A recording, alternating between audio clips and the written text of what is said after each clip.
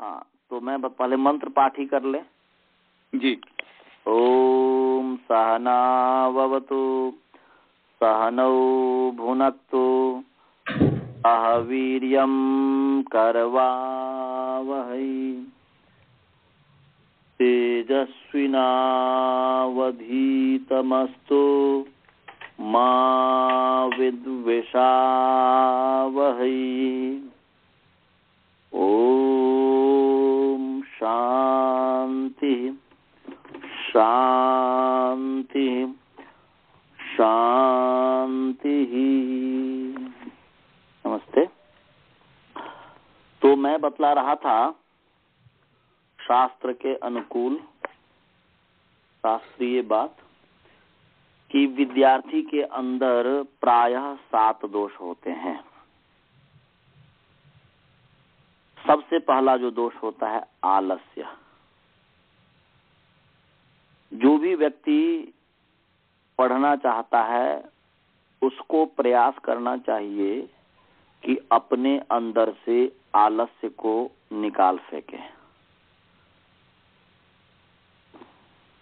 फिर दूसरा दोष होता है मद। मद कहते हैं नशा करने को।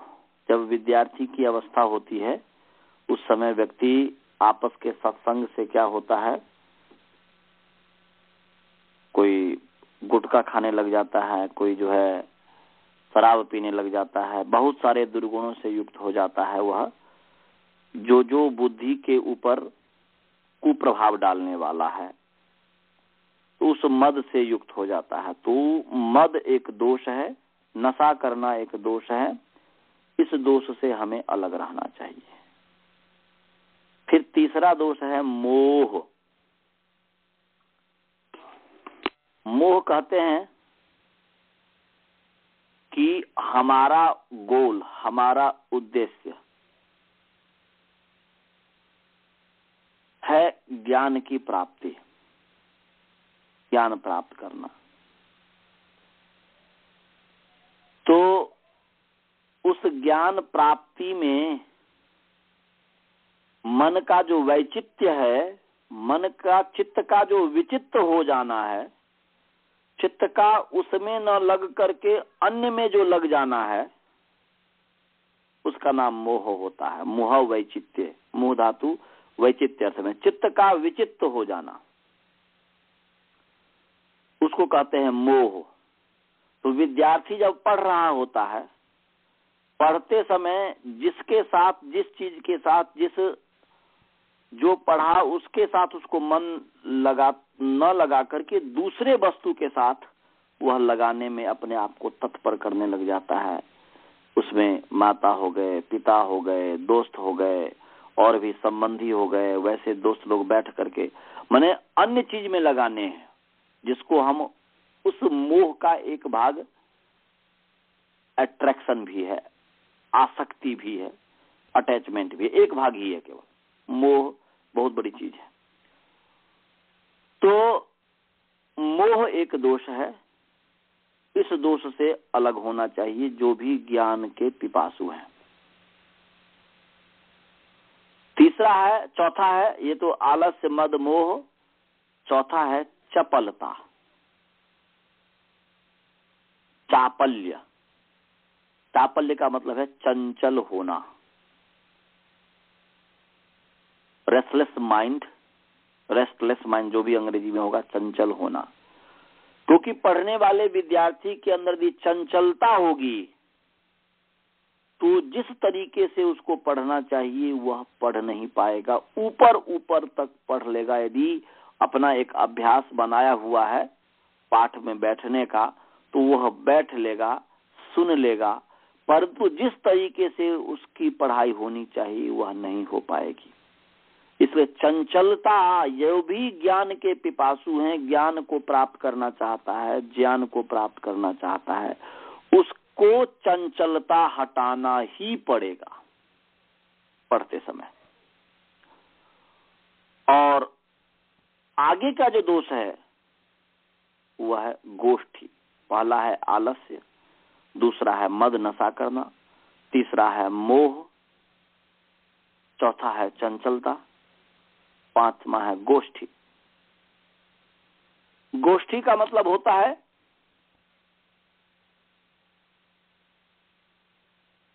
कि व्यर्थ का वार्तालाप करना, अंडमंड आपस में बातचीत करना।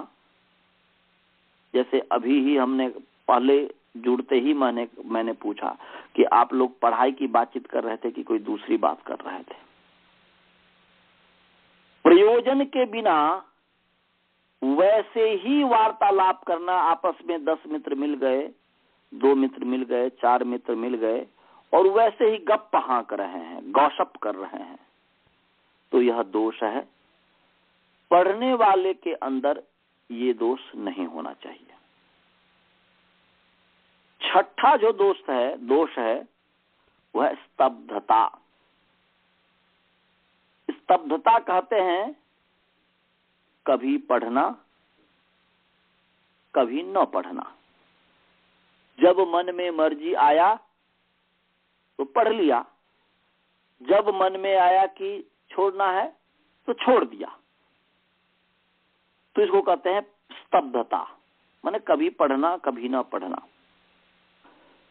तो जो भी व्यक्ति पढ़ना चाहता है उसके अंदर से स्तब्धता समाप्त होनी चाहिए। केवल मात्र, क्योंकि पढ़ने वाला जो विद्यार्थी होता है, जो ब्रह्मचारी होता है, जो गुरुकुल में पढ़ता है या स्कूल में जो पढ़ता है, केवल वह जो पढ़ रहा होता है उस समय जो थोड़ी, क्योंकि मस्तिष्क का भी थोड़ा ये चाहिए, मस्तिष्क का इतना व्यायाम किया, 1 सप्ताह तक व्यायाम किया, तो उसके लिए भी एक रेस्ट चाहिए। तो एक दिन व्यक्ति छुट्टी कर लेता है गुरुकुल में, अमावस्या के दिन, प्रतिपदा के दिन, या जो भी है एक नियम।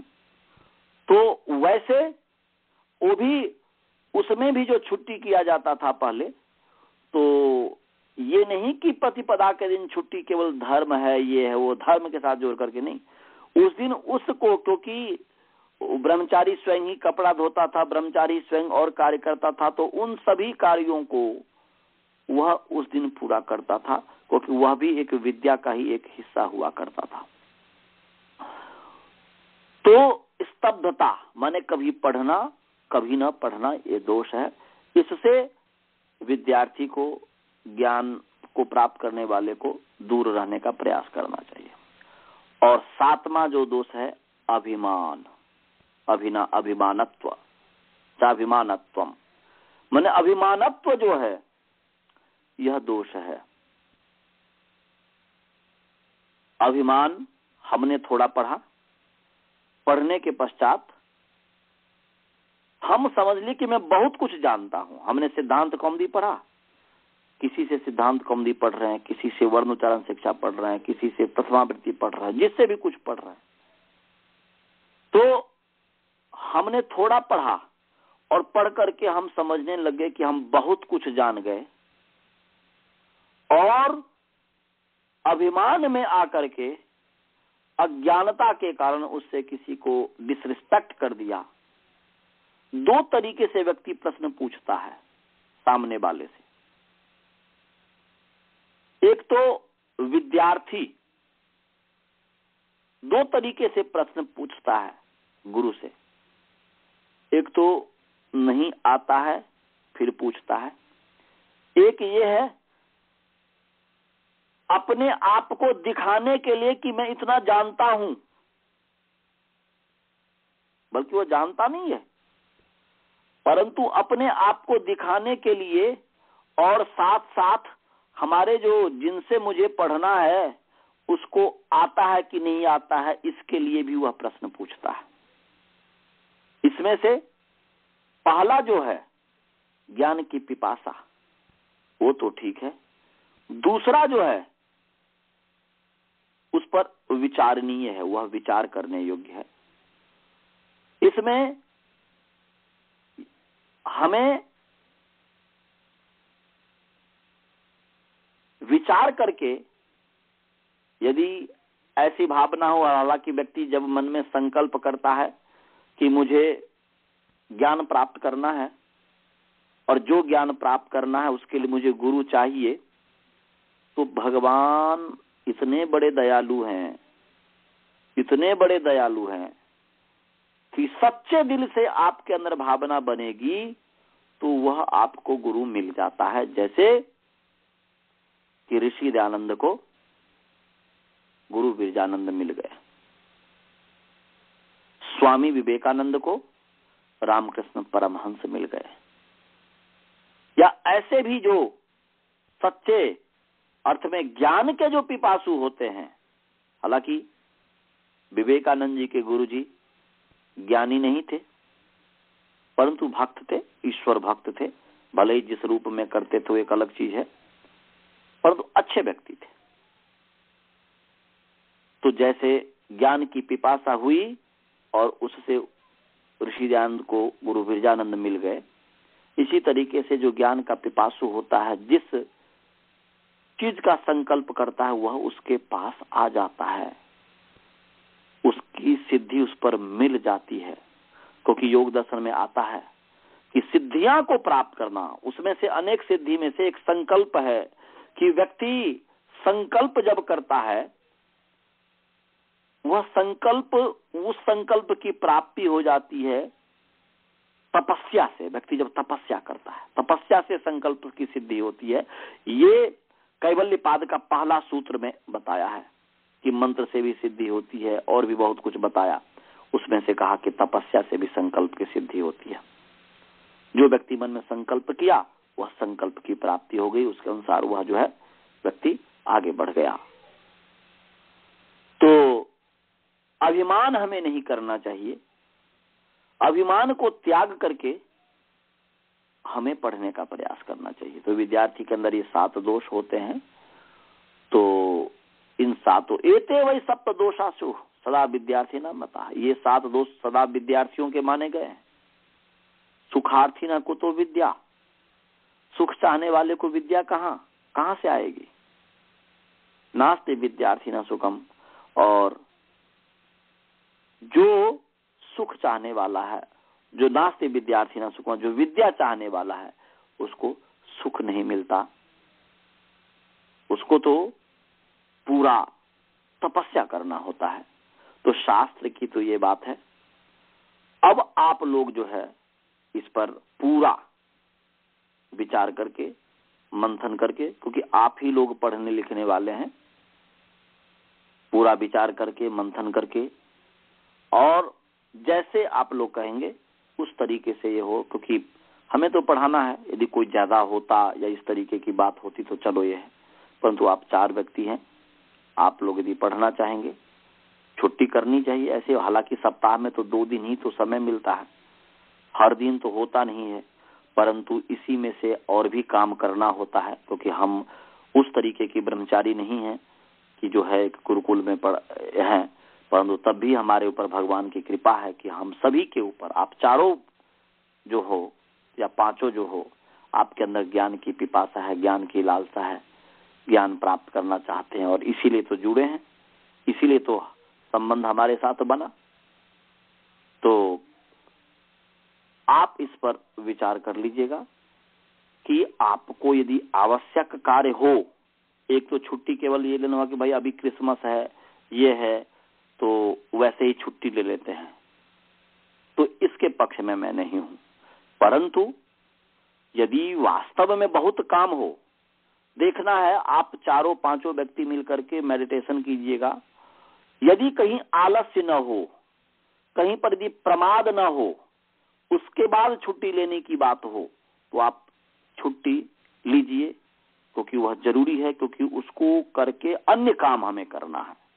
परंतु यदि अन्य काम उस तरीके से कोई विशेष नहीं है, और वैसे ही जब अभी छुट्टी का समय है तो हम छुट्टी ले रहे हैं, इस तरीके का कर रहे हैं, तो इस पर विचार करके आप लोग ये कीजिएगा। ओके, मैं अपना विचार बता दिया, अब आप लोग आपस में चर्चा कीजिएगा। अब हम पाठ चलें जी। चलिए जी, मैं थोड़ा इंडिया भी लगा देता हूँ, तो फिर वो भी पढ़ेंगे ना।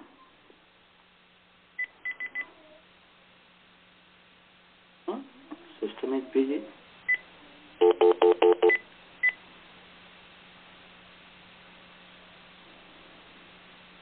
सुमन, रुक जाइए।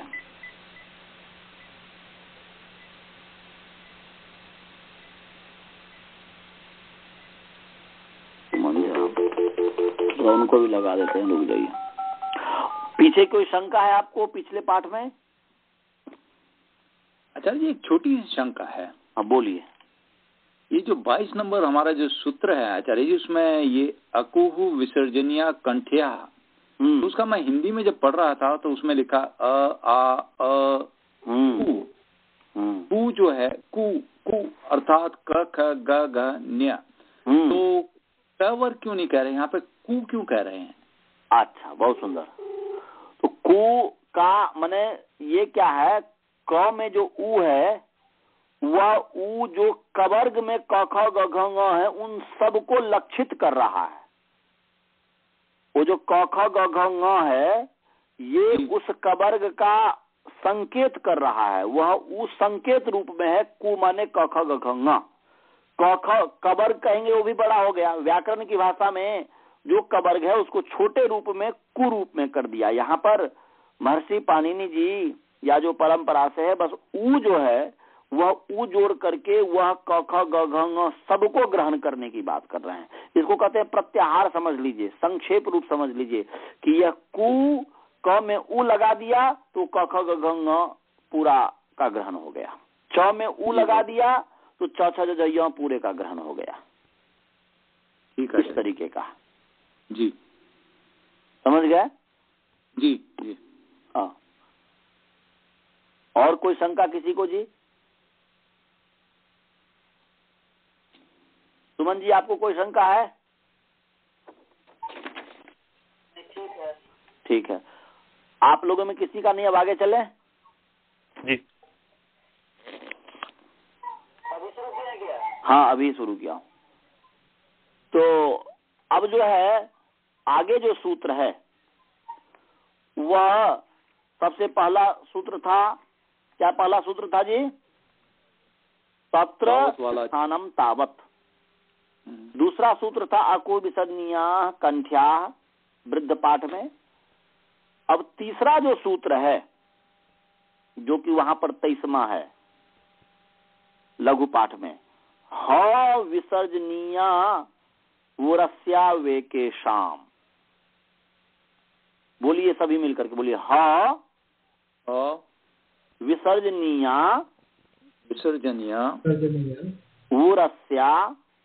वोरस्या वेकेशाम। ह विसर्जनीया वोरस्या वेकेशाम।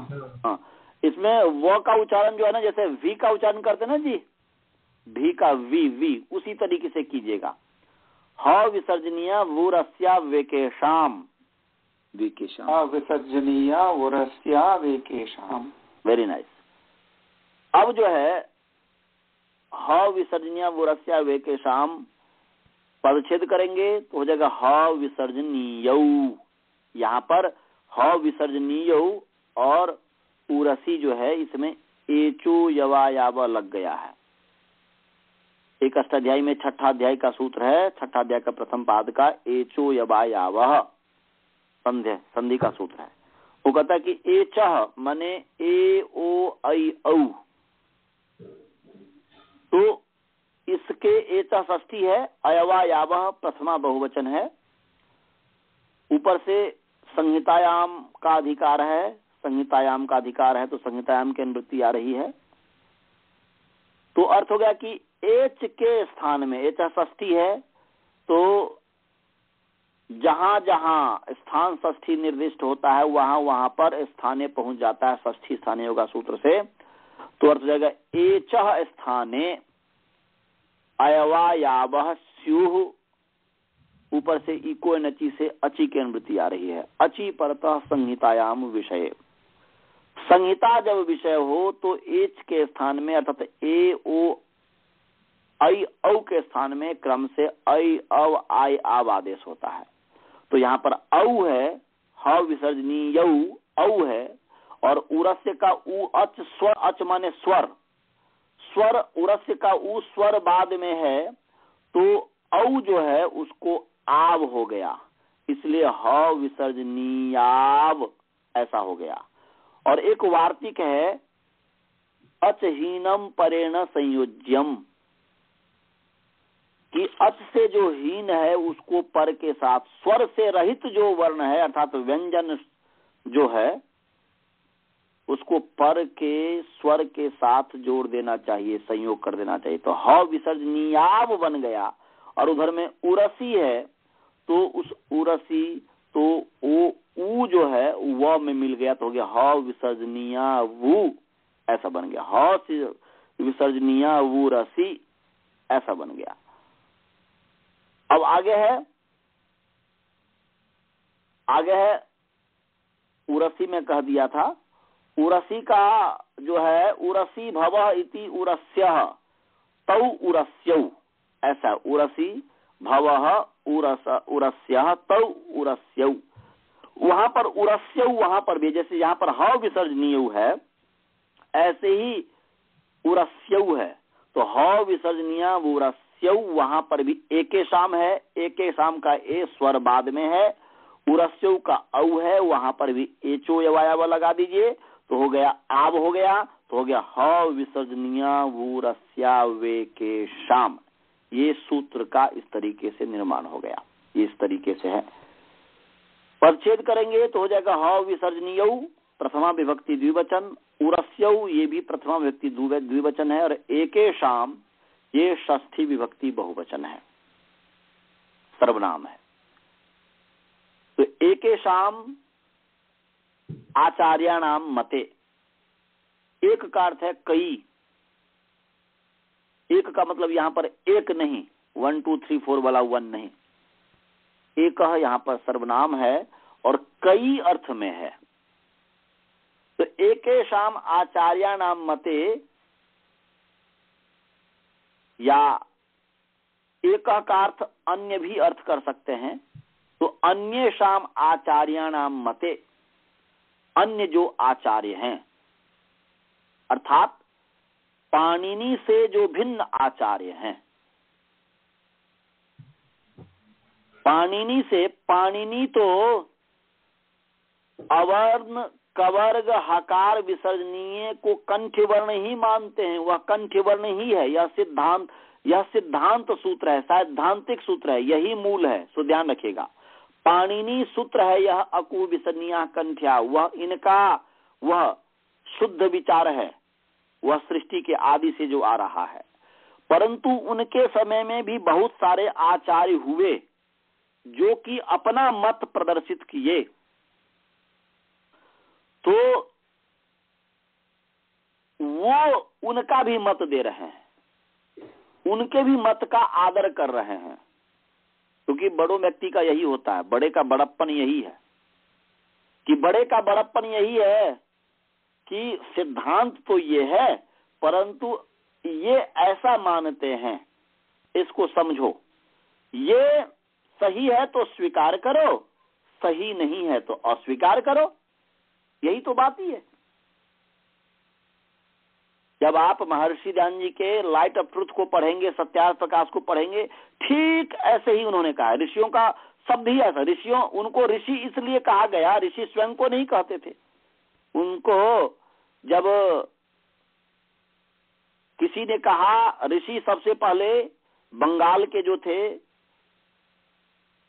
मैं नाम अभी भूल गया हूं, बंगाल के कौन थे जिन्होंने प्रार्थना समाज या ब्रह्म समाज के मुख्य व्यक्ति थे, अभी नाम मैं भूल गया हूं, क्षमा करें। तो उन्होंने उनको कहा कि आप ऋषि हैं, क्योंकि वो बहुत बड़े, वो स्वयं विद्वान थे। तो उन्होंने हंसते हुए महाराज ने कहा कि आप मुझे ऋषि कहते हो? जब ऋषियों का युग यदि होता तो ऋषियों के युग के समय तो उनका मैं एक चींटी के समान भी नहीं हो पाता, एक छोटी सी चींटी, पैर का धूल भी नहीं हो सकता था। परंतु ऋषि पदवी जो ऋषि दयानंद को पड़ा, वैसे ही नहीं पड़ गया। वैसे आजकल तो बहुत सारे ऋषि हैं, महर्षि रमण भी हैं, महर्षि योगेश भी हैं, महेश योगी भी हैं, इत्यादि इत्यादि सब ऋषि हैं। परंतु ऋषि उसको नहीं कहते हैं। ऋषि संज्ञा का जो है, ऋषि उसको कहे हैं। आप जब पढ़ेंगे निरुक्त, तो निरुक्त में लिखते हैं महर्षि यास्क कि ऋषयः मंत्रार्थ द्रष्टारः। मंत्रार्थ जो दृष्टा हैं वही ऋषि हैं। मंत्रार्थ, उस मंत्र का जो विशेष अर्थ हुआ, जो किया, वह मंत्रार्थ जो दृष्टा है। मंत्र दृष्टा तो परमात्मा है, परंतु मंत्रार्थ जो दृष्टा है वह ऋषि है। और साथ साथ आप जो भी ऋषि, चाहे महर्षि पतंजलि जी लो, महर्षि पाणिनि जी लो, महर्षि वेद व्यास जी लो, उससे भी पहले का लो, उपनिषद इत्यादि वाले जो ऋषि, उनके हृदय में इतनी विशालता होती है, इतनी परोपकार की भावना होती है कि वो अपने विद्वत्ता को नहीं झाड़ते हैं। वो सामने वाले को ये नहीं दिखाते हैं कि मैं बहुत बड़ा विद्वान हूं और ऐसी भाषा का प्रयोग कर दिया कि लोगों को समझ में ही ना आए, जैसे कि आजकल किया है, जैसे कि सिद्धांत कौमुदीकार इत्यादि भट्टो जी दीक्षित इत्यादि ने किया है। उसमें अपने विद्वत्ता झाड़ने के सिवा कुछ किया ही नहीं है, ऐसे ऐसे फक्तिका दे करके। अस्तु, परंतु ऋषि जो होते हैं सरल से सरल भाषा में बहुत से गंभीर चीजों को कह दिया करते थे। तो आप महर्षि वेद व्यास जी का योग दर्शन का भाष्य पढ़ो, क्या उनकी भाषा है, क्या कितना सरल भाषा है। एक केवल रचनानुवाद कौमुदी का पहला भाग पढ़ लेगा व्यक्ति, उसको वो भाषा समझ में आने लग जाएगी। महर्षि पतंजलि जी का महाभाष्य देखो, क्या सरल भाषा है। परंतु उसी पर आप उस महर्षि पतंजलि के ऊपर जो कैयट और नागेश है उसकी भाषा को देखो। कैयट की तो थोड़ी ठीक भी है प्रदीप, परंतु उद्योत ने अपना ऐसा विद्वत्ता दिखा दिया कि वो चला महाभाष्य के गुत्थियों का सुलझाने के लिए। व्यक्ति महाभाष्य की गुत्थी क्या सुलझाएगा, उसके गुत्थी में ही अपने पूरी जीवन लगा देता है। नागेश के, क्योंकि मैंने तो पढ़ा है ना नागेश और उद्योत का, मैंने उद्योत जो पढ़ा है नागेश का, और मैं लघु शब्देन्दु शेखर इत्यादि भी पढ़ा हूं, परम लघु मंजूषा इत्यादि भी पढ़ा हूं नागेश का। तो उस सिद्धांत तो बाद में समझाएगा, उसकी भाषा ही इतनी कठिन हो जाती है कि व्यक्ति भाषा में ही उलझ जाता है। तो आप महाभाष्य इत्यादि ऋषि के शब्दों को देखोगे, इतना सरल है, बहुत ही सरल है। अब इधर देख लो ऋषि दयानंद जी को, तो ऋषि दयानंद जी का ऋग्वेदादि भाष्य भूमिका पढ़ो, उनका संस्कृत भाग पढ़ो, क्या सीधे वह महाभाष्य का कॉपी है। महाभाष्य की जैसी भाषा है, महर्षि वेद व्यास जी की जैसी भाषा है, उपनिषद इत्यादि की जैसी भाषा है, उसी भाषा में, उसी सरल से सरलतम भाषा में वह कठिन से कठिन बातों को समझाने का प्रयास किए। तो ऐसे ही ऋषि लोग हर का सम्मान किया करते थे। सत्यार्थ प्रकाश में लिखते हैं कि मैं ये जो पुस्तक लिखा हूं लाइट अप्रोच, मैं किसी के हृदय को दुखाने के लिए नहीं लिखा हूं, मैं किसी की आलोचना करने के लिए नहीं लिखा हूं। वह जो ब्रह्मा से लेकर के जैमिनी मुनि पर्यंत तक का जो सिद्धांत है, उस सिद्धांत को केवल मैं प्रकाशित कर दे रहा हूं। समझना ना समझना, मानना ना मानना आपके ऊपर है। इसलिए कहते हैं जो इसको न पढ़े, इसको न माने तो विरोध भी न करे, क्योंकि मैं किसी के विरोध के लिए ऐसा नहीं लिखा हूं। तो ऋषियों की शैली होती है, वह सबका सम्मान करते हैं परंतु अपना मत भी बता देते हैं। तो ऐसे ही यहाँ पर महर्षि पाणिनि जी अपना मत तो बता दिए कि अकुह विसर्जनीया कंठ्या, वह इनका अपना सिद्धांत है जो ब्रह्मा से लेकर के और आज तक के ऋषि महर्षियों का सिद्धांत है। परंतु आगे का जो ये सिद्धांत है, ह विसर्जनीय उरस्यौ एकेशाम ये अन्यों आचार्य का सम्मान करते हुए कह रहे हैं कि कई आचार्यों का ऐसा मत है कि हकार, ये अकुह विसर्जनीय में से हकार और जो विसर्जनीय है, ये जो दो वर्ण है, ये उरस्य वर्ण है, हृदय प्रदेश है। मैंने पिछले बार कहा था कि 8 स्थान है, उसमें से उरह भी है, उरस भी है, परंतु वास्तव में यदि विचार करेंगे महर्षि पाणिनि जी के आधार पर, क्योंकि हम सभी पाणिनि के शिष्य हैं, तो वो इनका अपना मत नहीं है कि हृदय जो है स्थान है। हृदय बाह्य प्रयत्न के अंतर्गत आ जाता है। बाह्य प्रदेश में स्थान कंठ से जो नीचा है, यह सब बाह्य में आ जाता है। तो इसीलिए ये कह रहे हैं कि कुछ आचार्य, एकेशाम आचार्य नाम मते न, कई आचार्यों का मत है, केशांचित आचार्य नाम मते न ह विसर्जनीय हवर्ण अविसर्गश्च उरस्यौ, मने उर स्थानकौ, उरस्यौ मने उर स्थानकौ विद्येते भवतः। कई आचार्यों के मत में हकार और जो विसर्जनीय स्थान है, विसर्ग जो स्थान है, वह हृदय प्रदेश है, क्योंकि ह करेंगे तो आपको हृदय में धक्का लगता है। आप देखेंगे, पढ़ के आप उच्चारण करके देखिए, हृदय से आता है ना जी, आता आचार्य जी। हाँ, तो वह हालांकि बाह्य प्रयत्न के अंतर्गत आता है, परंतु जो भी आचार्य है उनका सम्मान हमें करना है, तो वह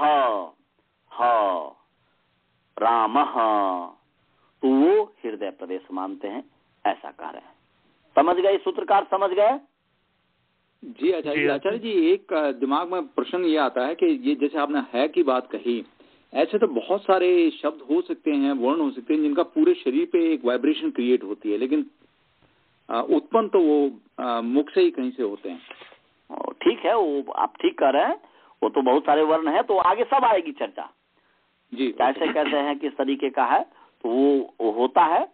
जब ओम का उच्चारण करोगे ना, ठीक से करेंगे, तो पूरे शरीर वाइब्रेट हो जाता है जी। यदि पूरे मन कंसंट्रेट करके पूरे एकाग्रता के साथ आप आधा घंटा आप कीजिएगा, ओम ओम ओम, पूरा शरीर वाइब्रेट हो जाएगा जी। आप आधा घंटा इसका प्रयोग करके देखिएगा जी। तो एक और प्रश्न मेरे दिमाग में आता है, वो मैं आपसे पूछना चाहता हूँ। हमने ऋषि और महर्षि वगैरह की बात की, तो एक तो सामान्य व्यवहार में हम किसी को रिस्पेक्ट देने के लिए ऋषि और महर्षि कह देते हैं, लेकिन ये जो गुरु और गुरुकुल जो व्यवस्था है, उसके अंतर्गत भी तो एक जैसे आचार्य किसी को कहा जाता है, और इसी तरह में ऋषि और महर्षि भी जिसको बोलते टाइटल है आचार्य जी, ये ठीक है या गलत है? तो टाइटल नहीं है, ये पदवी है। ये ऋषि और महर्षि, हालांकि हर व्यक्ति गुरु लगा लेता है, हर व्यक्ति महर्षि लगा लेता है, हर व्यक्ति जो है कर्म योगी लगा लेता है। आजकल आपको बहुत सारे मिलेंगे टीवी में, कर्म योगी ये देव, कर्म योगी वो देव। वास्तव में लोगों ना कर्म योगी है ना कुछ है। कर्म योगी जानना हो तो आप कृष्ण को पढ़ो। कृष्ण को यदि हम पढ़ लेंगे ना, कृष्ण भगवान को जी, तो कर्म योगी समझ में आ जाएगा। और ऋषिदान जी का सत्यार्थ प्रकाश पढ़ लेंगे, सत्यार्थ बोल रहा हूँ, ये ऋग्वेद भाषण का, उन्होंने कर्म निष्काम कर्म की बहुत अच्छी व्याख्या उन्होंने किया। तो सही रूप में यदि कर्म योग समझना हो तो उसके लिए कृष्ण को समझना होगा। कृष्ण को समझे बिना, क्योंकि मैं यदि ऋषिदान का नाम लूं तो थोड़ा लोगों के मन में ये हो जाएगा कि हम मतलब आप ऐसा है इसलिए ऐसा कह रहे हैं, क्योंकि मैं गीता भी पढ़ाता हूं। कर्म योग को समझना हो तो ऋषि भगवान कृष्ण को समझो, और भगवान कृष्ण को यदि आप समझ लिया, गीता को समझ लिया, उसके बाद यदि आप ऋषिदान जी के साहित्य को यदि पढ़ोगे तो आपको और फिर समझ में आएगा कि कर्म योग क्या चीज है। तो आजकल तो वैसे ही कर्म योग लगा लेते हैं, ये वास्तव में रिस्पेक्ट नहीं है, देखा जाए तो डिसरिस्पेक्ट है। जो जैसा हो उसको वैसा स्वीकार न करना। जैसा कि एक राजा है, एक राजा को, पूरे जो अमेरिका का राजा है ओबामा है, उसको एक केवल घर का राजा मान लेना उसका रिस्पेक्ट नहीं, वह डिसरिस्पेक्ट है। उस घर का भी राजा है और हर एक स्टेट का वह राजा है। उसको केवल एक स्टेट का राजा मानना, किसी एक स्टेट मात्र का प्रधानमंत्री ये मान लेना, वास्तव में वह डिसरिस्पेक्ट है, रिस्पेक्ट नहीं है। ऐसे ही जो चोर है, उस चोर को अच्छा कहना, उसके गुणगान करने लग जाना, यह वास्तव में देखा जाए तो यह उसका डिसरिस्पेक्ट है, रिस्पेक्ट नहीं है, भले ही उसको अच्छा लगता हो। और यदि कोई अच्छा व्यक्ति है, कोई महान व्यक्ति है, उसको यदि चोर कह देना, चुगली करने वाला कह देना, यह उसका डिसरिस्पेक्ट है, रिस्पेक्ट नहीं है। ऐसे ही भगवान कृष्ण है। भगवान कृष्ण क्या भगवान कृष्ण थे, क्या योगेश्वर थे। वह ईश्वर तो नहीं थे, वह ब्रह्म तो नहीं थे, परंतु ब्रह्म के समान थे। वह ब्रह्म के गुणों को अपने जीवन में अपना करके, जब आप योग दर्शन को पढ़ोगे कैवल्य पाद को, तो उसमें आया है कि जो वास्तव में सच्चे जो योगी होता है, वह उस स्तर को, जिसको धर्म मेघ समाधि कहते हैं, धर्म मेघ समाधि प्राप्त होने के बाद उसके पास कुछ ही ऐसे चीज हैं, अल्प चीज है जो जानने के योग्य नहीं हो पाता, वह जान नहीं पाता है, पर तो सब कुछ जान जाता है, अर्थात सर्वज्ञ के निकट आ जाता है। वह जो ऑमनिशिएंट परमात्मा है, उसके निकट वह आ जाता है। वह वैसा नहीं हो पाता, परंतु उसके निकट तक आ जाता है। इसीलिए त्रिकालज्ञ कहा जा सकता है। वह चाहे वह शिव हो, चाहे वह कृष्ण हो। दयानंद को समझो तो दयानंद क्या, दयानंद को केवल ऊपर ऊपर से व्यक्ति समझ करके वो कहता है ये तो कृष्ण का विरोध करता है, वह तो शिव का विरोध करता है। ऋषि दयानंद जिस तरीके से कृष्ण और शिव का सम्मान किया है, दुनिया का व्यक्ति ने आज तक सम्मान किया ही नहीं है। हम जिसको रिस्पेक्ट कहते हैं कि कृष्ण को रिस्पेक्ट दे रहे हैं, वास्तव में उसको हम डिसरिस्पेक्ट कर रहे हैं। जो इतना बड़ा राजा, जो इतना बड़ा योगी, उस योगी को हम कुब्जा दासी के साथ गलत संबंध बता दिए। वैसे योगी को ऋषिदानंद किस कृष्ण को मानते हैं पता है? ऋषिदानंद कहते हैं कि मैं महाभारत के कृष्ण, महाभारत बोल रहे हैं कि कृष्ण ऐसा था कि जब से जन्म लिया, जन्म लेने के बाद वह मृत्यु पर्यंत कभी पाप किया ही नहीं, कभी गलत कार्य किया ही नहीं, कभी भी वेद के विरुद्ध काम नहीं किया। वह न चोर था, न वह माखन चोर था, न वह और भी कोई उनके ऊपर जो है ब्रह्म वैवर्त पुराण में जो प्रकृति खंड में 35वां अध्याय में जो उसके साथ जो गलत गलत जो लांछना लगाया गया हुआ है, वो नहीं था। वह उसी ब्रह्म वैवर्त पुराण में आप देखना, प्रकृति खंड में वह 35वां या कितना श्लोक है, वहां पर एक तरफ तो राधा के संबंध में कहा जाता है कि राधा का जो पिता है, उस राधा का पिता अपने बेटी का विवाह रायण के साथ करता है और संबंधस्य कृष्ण मातुला, ऐसा कहता है कि संबंध में रायण जो है कृष्ण का मामा है। ये मैं नहीं कह रहा हूं, ये ब्रह्म वैवर्त पुराण कह रहा है। वह मामा है। क्यों? क्योंकि वह यशोदा का सहोदर भाई है। रायण जो है यशोदा का सहोदर भाई है। और दूसरे तरफ उसी ब्रह्म वैवर्त पुराण में वह जो है क्या छीछा लेकर राधा के साथ कृष्ण का संबंध जोड़ दिया। कोई भी एक प्रतिष्ठित व्यक्ति, कोई भी एक महान व्यक्ति कोई भी एक सभ्य व्यक्ति, समाज में जो सभ्य कहलाता है, वह सभ्य व्यक्ति अपने मामी के साथ कोई गलत संबंध नहीं जोड़ेगा, उसके साथ वह संबंध नहीं होगा। उससे अच्छा ब्रह्म वैवर्त पुराण से अच्छा तो श्रीमद् भागवत पुराण है। भागवत पुराण को पढ़ जाओ शुरू से लेकर के अंतिम तक, कहीं पर राधा की चर्चा होती ही नहीं है, राधा का नाम ही नहीं है।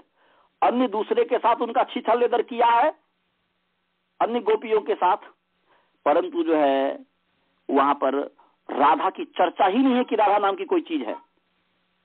ये भागवत पुराण की बात मैं कर रहा हूं।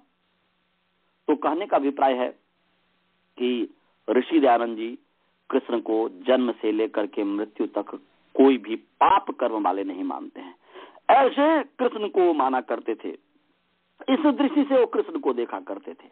परंतु दूसरे व्यक्ति ने कृष्ण के ऊपर जैसा हुआ, कोई ने उसको मूर्ति बना करके एक हाथ ऐसे फैलाने वाला बना दिया जिसे कि उसके हाथ में पैसे डाल दिया जाए। किसी ने उसको किस तरीके से किया, तो वास्तव में देखा जाए, एक न्यूट्रल होकर के देखा जाए, तो हम कृष्ण भगवान का रिस्पेक्ट नहीं कर रहे हैं, डिसरिस्पेक्ट कर रहे हैं। ऐसे ही शिव भगवान का हम रिस्पेक्ट नहीं कर रहे हैं, डिसरिस्पेक्ट कर रहे हैं। अस्तु, तो ऐसे ही आपने जो प्रश्न पूछा, महर्षि, जो महर्षि नहीं है, महर्षि ऋषि से भी आगे महर्षि होता है। पहले ऋषि तो बन के दिखा दो। ऋषि का होता है मंत्रार्थ दृष्टा, मंत्रार्थ दृष्टा बनकर। यदि जितने भी अपने यहाँ पर महर्षि लगाते हैं, वास्तव में यदि वह वेद के अनुयायी होते, तो आज जो स्थिति है हिंदू की, ना हिंदुत्व की जो ऐसी स्थिति है, ऐसा नहीं होता। इसीलिए ये ऋषि कोई टाइटल नहीं है। वह जब व्यक्ति उस योग्य हो जाता है, तब उसकी पदवी, यदि कोई एमए कर लिया, ग्रेजुएट कर लिया, बीए कर लिया, एमए कर लिया, एमएससी कर लिया, उसके बाद उसको पदवी दिया जाता है, तो पदवी है। नहीं तो यदि कोई गलत तरीके से मार्कशीट निकाला, तो वह गलत ही है, अच्छा नहीं है। ऐसे ही यदि जो महर्षि नहीं है, ऋषि नहीं है, और वह अपने आप को ऋषि कहता है, वह अपने आप को महर्षि कहता है, जो कर्मयोगी नहीं है, वह यदि अपने आप को लक्ष्यदार भाषा में कर्मयोगी लिखता है, तो वास्तव में देखा जाए तो यह वेद के विपरीत है। वह रिस्पेक्ट न करके उसका डिसरिस्पेक्ट व्यक्ति करता है, परंतु लग रहा है कि रिस्पेक्ट है। वैसे ही लग रहा है कि जैसे कि एक दूर देश में बालू के ऊपर सूर्य की किरण पड़ी हुई है और लगता है कि पानी है। विकल्प वृत्ति इसको कहते हैं, विपर्य वृत्ति, विकल्प वृत्ति। लगता है कि सीप में चांदी है, परंतु चांदी वास्तव में नहीं है। तो इसलिए आपने जो कहा कि एक रिस्पेक्ट के लिए दिया जाता है, यह रिस्पेक्ट नहीं है। हम अपने परंपरा में जो ऋषि महर्षि हुए हैं, भले ही उसको लगे कि मेरा रिस्पेक्ट किया जा रहा है, परंतु उस पदवी का हम डिसरिस्पेक्ट करते हैं। और हमारे ब्रह्मा से लेकर के जैमिनी मुनि पर्यंत तक जो ऋषि हुए हैं, उस परंपरा का हम रिस्पेक्ट नहीं करके डिसरिस्पेक्ट करते हैं, अनादर करते हैं। इसलिए इससे हमें जब ज्ञान हो जाए तो इससे बचने का प्रयास करना चाहिए। और कोई इस पर शंका है या कोई टिप्पणी है तो आप बोल सकते हैं। अच्छा, ये बात थोड़ी सी मेरे दिमाग में कंफ्यूजन अभी भी रह गया। हाँ, कि ऋषि और आपने कहा पदवी, तो इसका मतलब ये है कि गुरुकुल व्यवस्था में या गुरु व्यवस्था में कहीं जो है एक सर्टन ज्ञान आने के बाद कोई उनको जो हायर अथॉरिटी पे है वो उनको वो पदवी देता है, बेसिकली ऋषि या महर्षि की पदवी देता है। ये ऐसा नहीं है कि वैसे ही कहना शुरू कर देते हैं बेसिकली कोई। बस आपने समझ लिया। वही नहीं, पहले जमाने में जैसे विष्णु एक पदवी है। पहले सृष्टि के आदमी ब्रह्मा हुए, विष्णु हुए, महर्षि ब्रह्मा विष्णु महेश हुए, शिव हुए, ये लोग राजा हुए, महान व्यक्ति हुए, ऋषि हुए, ऋषि के साथ ऋषि भी राजा बनते थे। अब जो है बाद में क्या हुआ, उस पद पर जो बैठा वह भी ब्रह्मा कहलाने लग गया, उस पद पर बैठा वह भी विष्णु कहलाने लग गया, उस पद पर बैठा वह भी जो है शिव कहलाने लग गया। और ये परंपरा कहां तक आई, महाभारत तक आई, जब तक वेद का प्रचार प्रसार था। महाभारत हालांकि खराबी 1000 साल पहले से शुरू हो गई थी, परंतु महाभारत की परंपरा थी, परंतु उसके बाद वाली जो परंपरा है सब जो है घुल मिल गया। बाद वाली जो परंपरा है वह बाद वाली परंपरा जो है सब घुल मिल गया। आप देख लो ना कि आज भी जब हम यज्ञ करते हैं तो यज्ञ में ब्रह्मा के स्थान पर किसी को बिठाते हैं कि नहीं, ब्रह्मा की पदवी देते हैं कि नहीं जी? तो वो वास्तव में ब्रह्मा होता है क्या? वो ब्रह्मा है क्या सृष्टि आदि वाला ब्रह्मा? नहीं आचार्य जी। जब क्या बोलते हैं कि अभी शंकराचार्य जी को लेकर उस परंपरा को थोड़ी सी शंकराचार्य जी ने थोड़ा सा रक्षा किया था, परंतु बाद में अव्यवस्था हो गई। अभी देखो शंकराचार्य जी हुए केरल के में जन्मे हुए थे, बहुत बड़े प्रकांड विद्वान थे, अच्छे रिफॉर्मर हुए, समाज सुधारक हुए, उन्होंने वैदिक धर्म की प्रतिष्ठा की। सबसे पहले उन्होंने ही वैदिक धर्म नाम बोला कि मेरा धर्म क्या है, तो वैदिक धर्म है, सबसे पहले उन्होंने ही कहा। उसके बाद ऋषिजान जी ने कहा। तो परंतु अभी वर्तमान समय में कितने शंकराचार्य हैं कि नहीं? अभी 4 या 5 है आचार्य जी, है ना शंकराचार्य जी। क्यों है जी?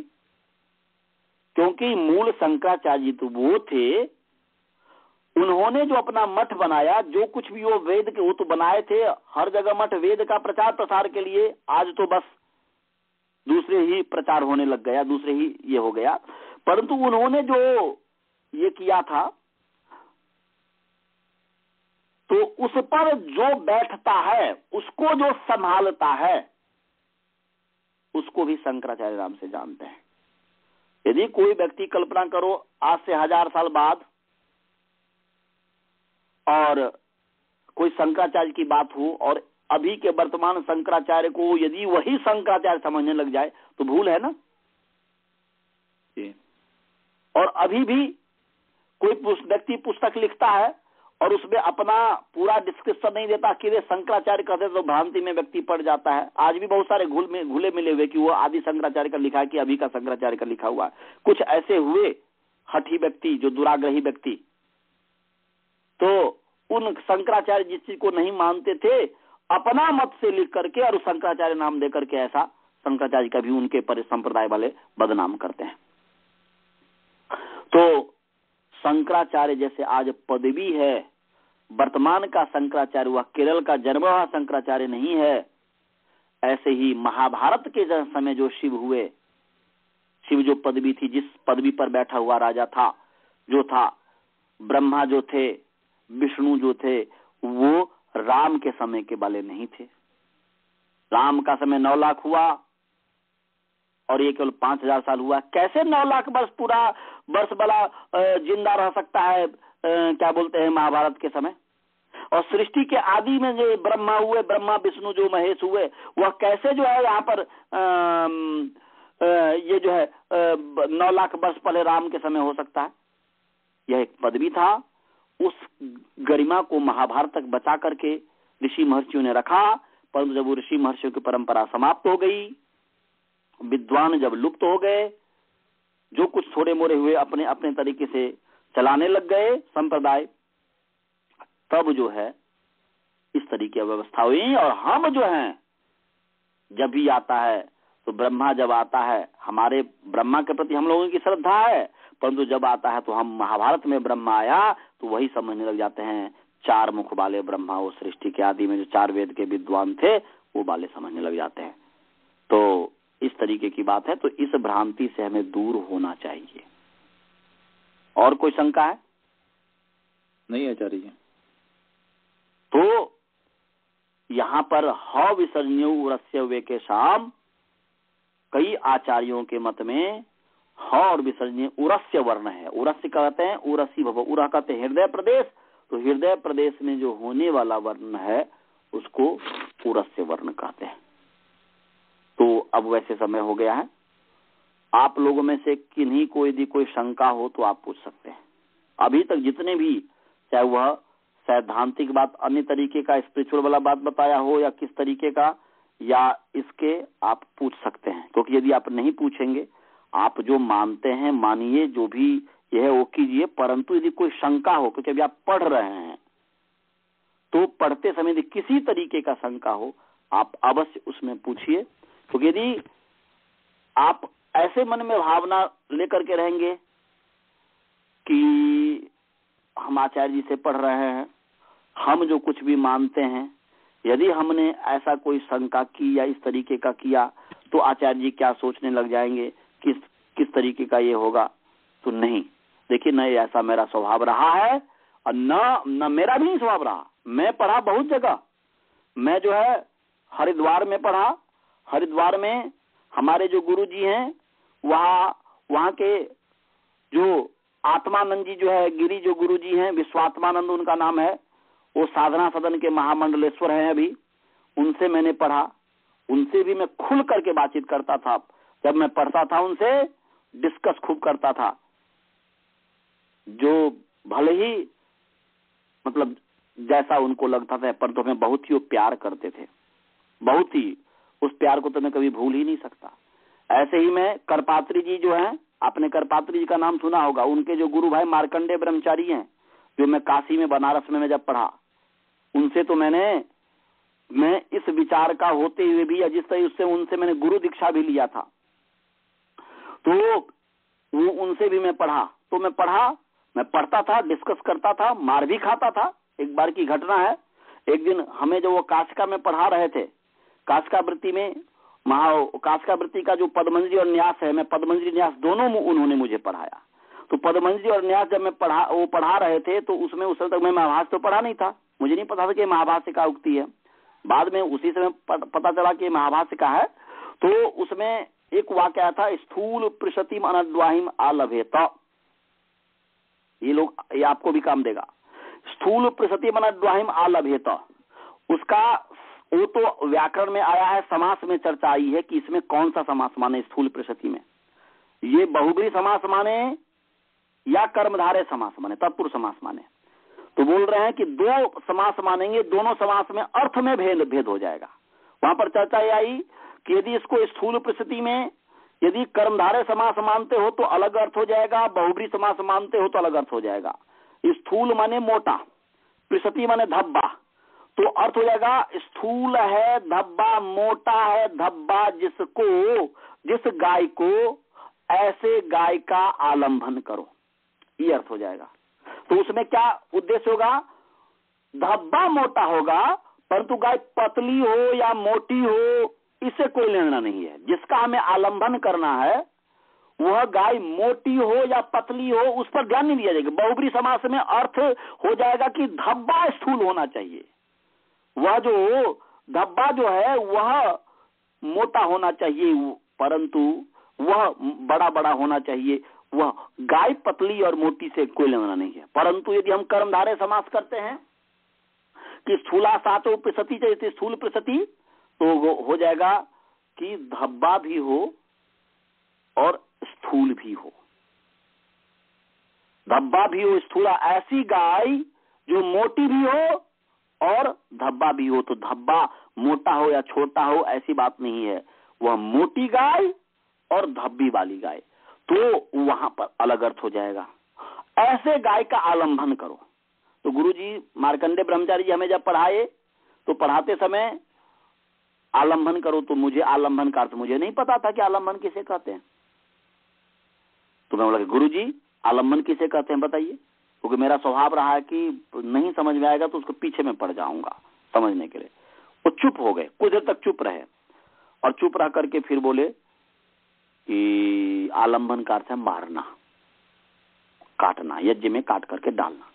तुरंत मैं तपाक से बोला कि गुरुजी एक तरफ तो जो है हर दिन जो है आरती जब होता तो गौ माता की जय, गौ माता की रक्षा हो, धर्म की जय हो, अधर्म का नाश हो, प्राणियों में सद्भावना हो, गौ माता की जय। एक तरफ तो हम लोग जो है हर दिन गौ माता की जय कर रहे हैं, गौ माता की रक्षा की बात कर रहे हैं, और दूसरी तरफ गौ माता को मारने की बात कर रहे हैं। ये कैसे, ये तो विरोध की बात है। तो उन्होंने हमें जवाब दिया, वैदिकी हिंसा हिंसा न भवती। वैदिक हिंसा हिंसा नहीं होता। वेद में यदि जो बताया, वेद का एक एक वाक्य धर्म है, तो वेद ने कहा है गाय को मार करके डालने का, तो मंत्र पढ़ करके जब हम गाय को यज्ञ में डालते हैं तो हिंसा नहीं होती है। मुझे जचा नहीं, मैं खूब तर्क वितर्क किया, और उस तर्क वितर्क में मुझे मारे भी उन्होंने। हमें हर एक शनिवार को एक नियम था कि हमें वो लघु सिद्धांत कौमुदी भी पढ़ाते थे। लघु सिद्धांत कौमुदी उनसे मैंने पढ़ा, मुझे वो लघु सिद्धांत कौमुदी पढ़ाते थे, अगर काशका भी का पद्मंजरी और न्यास पढ़ाते थे। तो उतना तैयारी नहीं कर पाता था मैं, तो हर शनिवार को मेरा टेस्ट लिया करते थे, और टेस्ट लेते थे तो हमें पिटाई लगती थी। वो डंडा पास में रखते थे छुपा करके, और फिर मारते थे। तो चोट तो लगता था, परंतु मार तो खा ही लेता था, परंतु मार करके प्यार भी बहुत करते थे, क्योंकि गुरु का हृदय ही ऐसा होता है। मेरा हृदय नहीं कबूल किया कि वैदिकी हिंसा हिंसा न भवती। उससे पहले मैं नहीं सुना था कि वैदिकी हिंसा हिंसा न भवती, क्योंकि छोटा सा ही बच्चा था। अब इसके बाद मेरा इसका समाधान कैसे हो, तो वहीं पर एक कन्या गुरुकुल है, उसकी आचार्या प्रज्ञा देवी थी, ये मैंने सुना था। तो मेरे पास साइकिल तो था ही, मैं पता करके कैसे कैसे कि कहाँ गुरुकुल है, वहां पर मैं प्रज्ञा देवी के पास गया। वहां पुरुष का प्रवेश निषेध था कि लड़का जा नहीं सकता था। किसी को खबर दिया, उन्होंने मुझे गेट के ऊपर ही जो घर है वहीं से भीतर नहीं जा सकता वो वहां पर मुझे बैठा दिया। वो आई और उनके सामने मैंने ये कहा कि ऐसे ऐसे मैं पढ़ता हूं और मेरी ये शंका है, इसका समाधान। तो वो हंसी और हंस करके बोली कि आप अपने गुरुजी से पूछना कि जब उपनयन संस्कार होता है और जब विवाह होता है तो उसमें अभी आता है हृदयालंबनम। उपनयन में भी हृदयालंबन, हृदय का आलंबन करना, और विवाह में भी हृदय का आलंबन करना लिखा है। वहां पर आप लोग एक स्वर से ये क्यों नहीं कहते कि हृदय को काट करके डाल दो, काट दो। उपनयन में ब्रह्मचारी को ये क्यों नहीं कहा जाता कि हृदय को आलंबन करे, मतलब कि काट करके डाल दो। वहां पर हृदय को स्पर्श क्यों करते हो? तो वहां पर कहा कि वहां पर काट करके डालने की बात नहीं है। जैसे उपनयन संस्कार में, जैसे विवाह संस्कार में हृदयालंबन का अर्थ हर एक व्यक्ति यही करता है कि हृदय को स्पर्श करना, तो आलंबन का अर्थ जो है स्पर्श करना अर्थ है, काटना अर्थ नहीं है। दो तरीके का, एक नुम सहित लभ धातु है, एक वैसे लभ धातु है। तो आप ये जब पढ़ेंगे युधिष्ठिर मीमांसा की, तो बहुत ही अच्छी तरीके से उन्हें समझाया कि किसका अर्थ काटना होता है, किसका अर्थ काटना नहीं होता। तो वह वहां पर जैसे स्पर्श करना है, ऐसे ही यहाँ पर स्थूल पृष्ठिमनद्वाहिम आलभेत का जो अर्थ है कि स्पर्श करना अर्थ है, मारना अर्थ नहीं है, काटना अर्थ नहीं है। तो वहां पर जाकर के मेरे संशय की निवृत्ति हुई। फिर मैं पढ़ता भी रहा। तो कहने का अभिप्राय यह है कि मेरा स्वभाव रहा है कि जहां पर भी मैं रहा हूं, जब मुझे समझ में नहीं आया, मैंने ये नहीं सोचा कि सामने वाले खराब लगेगा क्या अच्छा लगेगा। हमने पूछने का प्रयास किया, उनकी संगति लगाने का प्रयास किया। ऐसे ही आपसे भी मैं निवेदन करता हूं कि आप जो भी मानते हैं, जैसे भी मानते हैं, हम आपका सम्मान करते हैं, सम्मान सदा करेंगे, क्योंकि आप हमारे विद्यार्थी हैं। परंतु ऐसा कभी नहीं कीजिएगा कि यदि हम जो कुछ भी आपको पढ़ाते हैं, उस पढ़ाने में बीच बीच में कहीं पर भी कोई इस तरीके की भी बात आ जाती है, तो उसके ऊपर आप न बोलें, उसके ऊपर आप न पूछें। क्योंकि आप यदि नहीं पूछेंगे, आपकी जैसी मान्यता है, तो यदि कल्पना कीजिए कि वही मान्यता ठीक हो, मेरी मान्यता गलत हो, तो आपकी मान्यता से मुझे भी समझ में आने लग जाएगा, मैं भी सीख लूंगा। और ऐसा हो सकता है कि आपकी मान्यता यदि गलत हो और मेरी मान्यता ठीक हो, मैं जो मान रहा हूं वो ठीक है, तो आपके अंदर भी वह प्रकाश आ जाएगा। एक तो ये बात होगी, और दूसरी बात यह होगी कि बस डिस्कस करके सच्चाई तो पता चल जाएगा, परंतु हर व्यक्ति का अपना अपना स्वभाव होता है कि ये सही भी है भी, तभी कई परिस्थिति के कारण वह नहीं मान पाता है, वह वैसा नहीं कर पाता है, वह मतलब जो है जिस तरीके से चलना चाहिए वो नहीं चल पाता। तो वो अपना अपना एक ये होता हो, तो जब भगवान की कृपा होती है तभी जो है व्यक्ति को मिल पाता है, वह कृपाएं मिल पाती है, तो एक अलग चीज है। परंतु बस यही मैं कहता हूँ कि गुरु होने के नाते कोई भी शंका अपने मन में नहीं रखेंगे। आप किसी भी तरीके के व्याकरण की भी शंका कोई नहीं रखेंगे, और उस व्याकरण में बीच बीच में जो उसके अनुकूल ही कुछ ऐसी बात आ जाती है, उस पर भी यदि ऐसा कोई हो तो उस पर भी आप अवश्य डिस्कस करेंगे, क्योंकि वादे वादे जायते तत्वबोधः, ये न्याय दर्शन का सिद्धांत है कि वाद वाद से, विचार करने से ही तत्व का बोध होता है।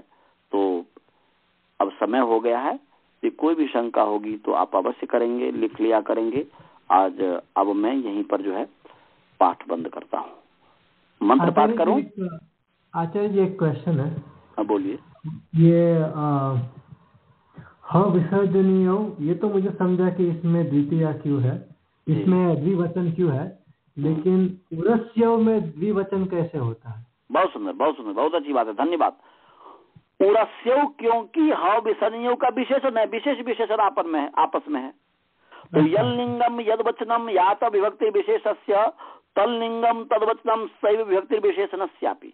हमने आपको संस्कृत में भी पढ़ाया हुआ है कि जो लिंग, जो विभक्ति, जो वचन विशेष्य का होता है, वही लिंग, वही विभक्ति, वही वचन विशेषण का भी होता है। तो यहाँ पर विसर्जनीय ये विशेष्य है और उसका विशेषण है उरस्यौ, इसीलिए विसर्जनीय द्विवचन है, इसलिए उरस्यौ भी द्विवचन हो जाएगा। अच्छा, समझ में आ गया? हाँ। और भी किसी को कोई शंका? आचार्य जी मुझे एक छोटी शंका है, ये जो शब्द है प्रकरणम, इसका मतलब क्या है? क्योंकि मैं कहीं और कुछ पढ़ रहा था तो ऐसा लगता है कि बहुत विस्तृत शब्द है प्रकरणम, क्योंकि यहाँ पे तो हम 8 चीजों के लिए प्रकरणम का इस्तेमाल कर रहे हैं। तो इसके बारे में थोड़ा बताइए, प्रकरणम का क्या मतलब? लॉजिकल एंटिटी, फिजिकल एंटिटी, या किसी भी एंटिटी को, किसी भी प्रकार की एंटिटी को प्रकरणम कहते हैं, या एक प्रोसीजर है? इसका मतलब ये जो है प्रकरण का मतलब है, प्रकरण तो बहुत विस्तृत है ना जी। प्रकरण का मतलब ये होता है कि जैसे स्थान है, अब स्थान है तो स्थान का जो चल रहा है उसी संबंध में जो चलेगा, उससे विपरीत में चलेगा तो वो प्रकरण नहीं हो पाएगा। प्रकरण का मतलब होता है कि प्र माने प्रकृष्ट रूप से, करणम माने करना। यदि अभी स्थान का जो है स्थान के संबंध में चला जा रहा है तो उसी के संबंध में विशेष रूप से विचार करना, ये प्रकरण हो गया।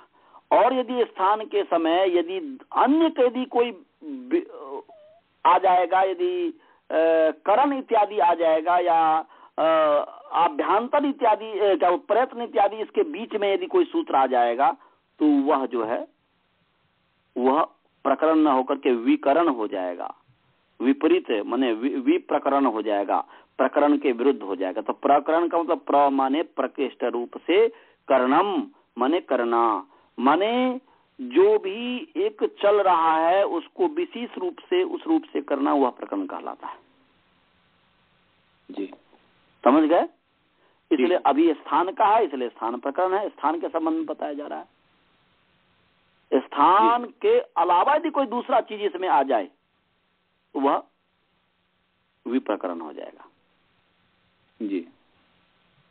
हाँ, और कोई शंका?